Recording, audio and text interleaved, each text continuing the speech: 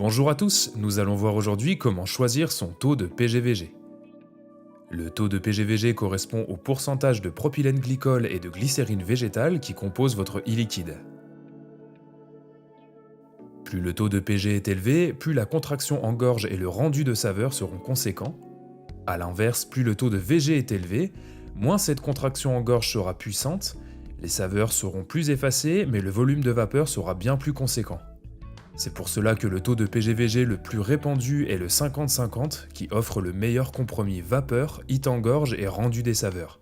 En partant sur un cléromiseur embarquant une résistance à faible puissance, pour une vape en inhalation indirecte par exemple, il est préférable de partir sur un taux de PG élevé ou au moins de 50% afin de ne pas encrasser votre résistance qui possède des petites arrivées de liquide. Au contraire, pour un cléromiseur utilisant des résistances puissantes et donc d'une taille conséquente, il est préférable d'augmenter son taux de VG afin d'éviter les fuites de e-liquide car la glycérine végétale rend votre e-liquide plus épais, plus visqueux et moins fluide. Préférez donc un taux de 30 PG et 70 VG.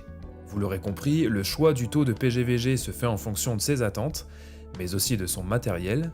Pour une vape plus dense et plus douce, préférez un taux de VG élevé.